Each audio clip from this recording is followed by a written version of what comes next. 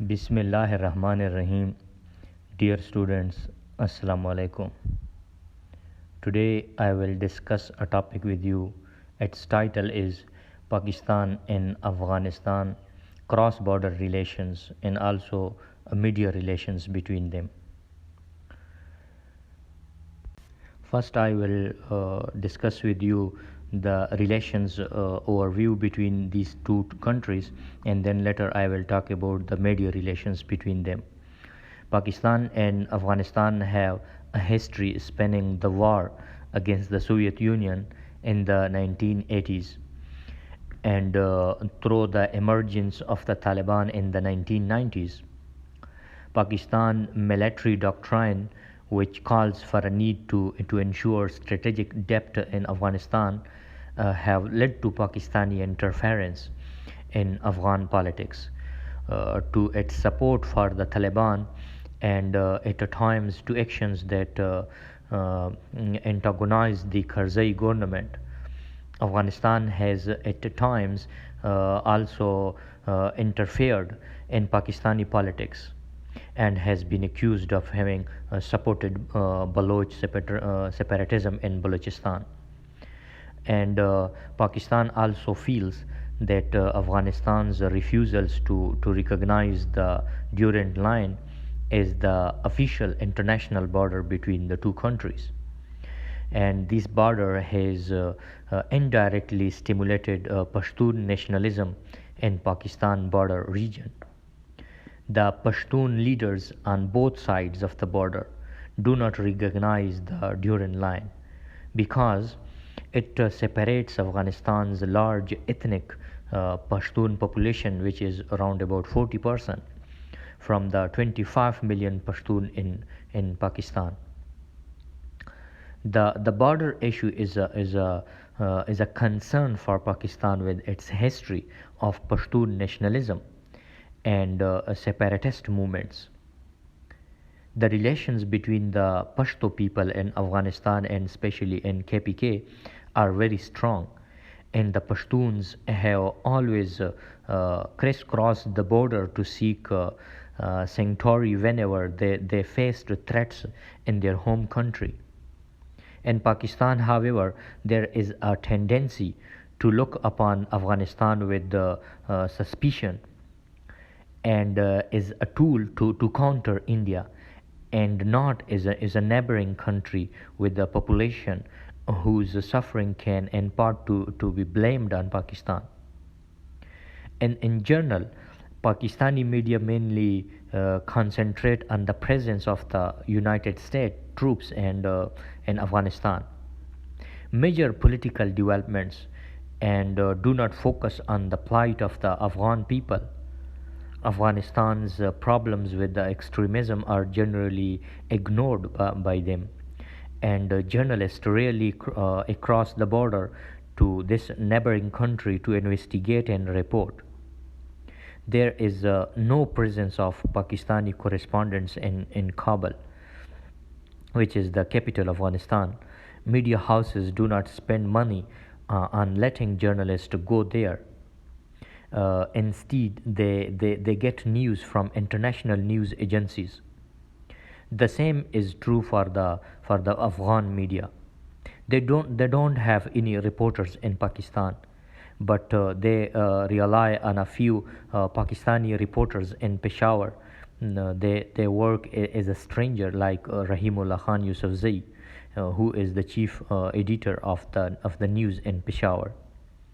The Pakistani journalists from the Pashtun belt, especially from KPK, have links with Afghan journalists, which often date back to the time of the Soviet occupation of Afghanistan.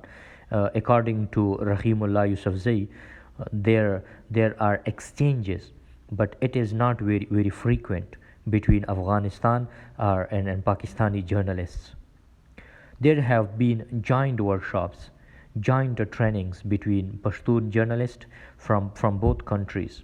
He said that the cross-border seminars have been organized by the intermedia with supported from the British Council. The Friedrich Ebert Stiftung has also recognized such as an exchange. Most recently, this brought them together for the first time and helped develop understanding and build contacts between them. You start understanding each other. It has been very useful for young journalists especially to learn new language skills and gain a better understanding. In some cases, Pakistani journalists have started working for Afghan media and vice versa, but according to Rahimullah Yousafzai, there is a still need for more trainings and more interchange. The Pakistani journalists from the populated mainland like Punjab, Sindh, and the Islamabad area have very poor relationships with their Afghan counterparts. This is also the case for the journalists, those who are working at the large television stations.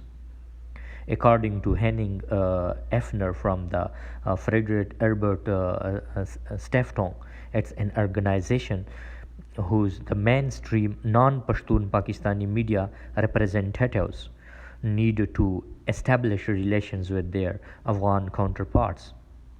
This recommendation was supported by a group of 12 senior Pakistani journalists who went to Kabul with an exchange program organized by the organization, which is the FES, which is the abbreviation of Friedrich Ebert Stiftung. After having met with the Afghan journalists and parliamentarians, they called for more exchanges, as these are them essential for creating mutual understanding between the two populations and for improving interstate relations. A reciprocal visit by the Afghan journalists was also planned and didn't materialize. The Friedrich Ebert Stiftung's next step is in the exchange program would have aimed to establishing institutional relations between media stakeholders in the two countries. There are different recommendations to these issues, like Pakistan is at a turning point in its history. After years of military rule, democracy once again has a chance to take stronger root.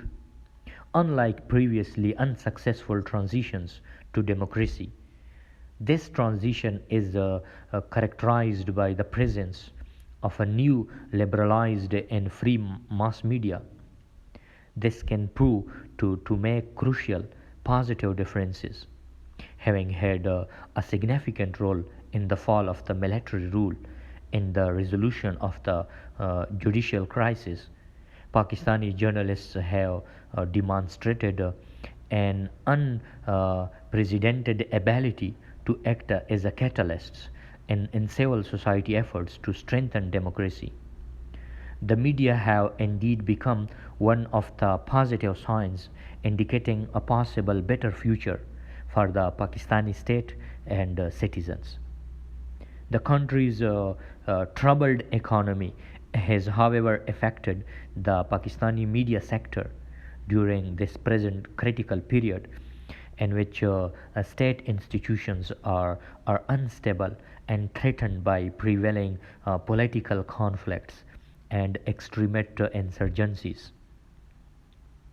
The safety and security of Pakistani journalists are at risk due to economic difficulties facing media outlets. Limited resources are available both to address the insurgencies and to come to terms with media news roles and responsibilities in a democratic reality that follows years of military rule. This IMS strategy focuses on initiatives that can support the media in assuming a role that prompts democratic reform and playing a positive role in bringing stability and security to this conflict ridden country. Building upon this IMS assessment of the Pakistani media and the challenges that they are confronted with in conflict related environment, support is recommended for four focus areas, like safety and security for journalists and media workers, which is very important, and the Pakistani Afghan media relations, the information vacuum and media distortion and conflict regions. The quality of journalism is also very much recommended. In these recommendations, the four areas primarily address the media's presence needs for tackling the ongoing conflict in Pakistan, with a focus on the situation in the KPK and Balochistan. So the capacity building in risk awareness and conflict sensitive journalism awareness and knowledge among journalists and media workers are how to take preventive measures in situations of risk are central. Training and other forms of capacity building need to be implemented. Some activists in this area have already taken place, although with an ad hoc approach dealing with the immediate needs. Risk awareness training should be implemented in tandem with training in conflict sensitive journalism that teaches especially journalistic tools for more balanced and conflict neutral reporting. This curriculum will strengthen the journalist's ability to function as a well balanced reporter, able to see beyond his or her own vested interest, thereby minimizing risk of harassment and attacks from conflict parties. There is also much more recommendations or actions which need to be, like to promote a process in Pakistan in which national and international organizations who are involved in risk awareness training and capacity building can also share information and know how coordinate and develop joint strategies, develop medium-term, comprehensive, and contextualized training and capacity building programs that address the areas most in need. The training of or the trainer's approach are other similar measures which strengthen and sustain a local capacity should be given preferences. Also elaborate contextualized manuals for risk awareness and conflict sensitive journalism. Increase risk awareness among editors and media owners who encourage and assess them in incorporating procedures that lead to better practices on safety and security issues. The institutionalized safety measures, so these become daily routines. Furthermore, if you say that media outlets should be encouraged to procure flak jackets and other protective equipments that can augment the safety of media workers in the field. A risk response mechanism is also play an important role, because in order to be able to react rapidly to threats and sudden risk, a mechanism should be established which can assist the journalists and media workers in danger. Due to the size of the country and the specific characteristic of the different regions, safety mechanisms need to be regionally based, while an overall coordination at national level is pursued. National initiatives should be anchored with an existing organizations or between networks of organizations. The mechanisms should involve the Pakistan Federal Union of Journalists as well as the local journalists and influential members of the local media communities. They should establish regionally based safety funds which can provide financial and other forms of support for journalists and media workers that need to relocate to a safer region for some time or otherwise need an assistance. Establishment of safe houses also falls within the mandate of the safety funds. If you talk about the Pakistani and Afghanistan media relations, this conflict in Western Pakistan cannot be separated from the conflict in Afghanistan.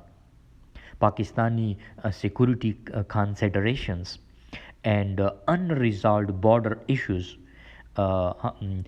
hindered the two countries from forming closer cooperation and a united front against the extremist threats. Neither Afghanistan nor Pakistan or the international community can tackle this threat separately. The underlying political issues and security matters must be addressed within a form of shared understanding. If long-term peace and stability are to come to the region, media coverage in Pakistan and Afghanistan lacks regional platforms for discourse. Reporting from the neighbor countries is often uh, erroneous and lacking balance. Pakistani media doesn't cover how the conflict with the Taliban affects the Afghan population. And in general, in Pakistan, there is a sense of denial of how its politics have led to atrocities in Afghanistan. Attempts to establish closer cooperation among Afghan Pakistani political stakeholders so they could jointly address the dual conflicts are not reflected or encouraged by the Pakistani mainstream media. The non-Pashtun Pakistani media's relations with Afghan media and coverages of the effects of the conflict in Afghanistan are few. Face-to-face exchange of views and ideas between journalists are rare. Part of the reason is simply a lack of financial resources. Major Pakistani media houses, they don't for especially the stationing correspondence in Afghanistan, they don't prior to these things. The Pashtun Pakistani media, however, does have cross-border links, and individual journalists also have ethnically based contacts with the counterparts in Afghanistan. Strengthened the relations between Pakistani and Afghan journalists in media houses could have paved the way for improved coverage of the conflict dynamics in the region and help address the two countries' mutual issues and disputes in a more balanced manner. I think that's enough for today. Thanks for watching my video. Kindly subscribe it and share with your friends so that whenever I upload my next video lecture, you will get it easily. Thank you once again and best of luck.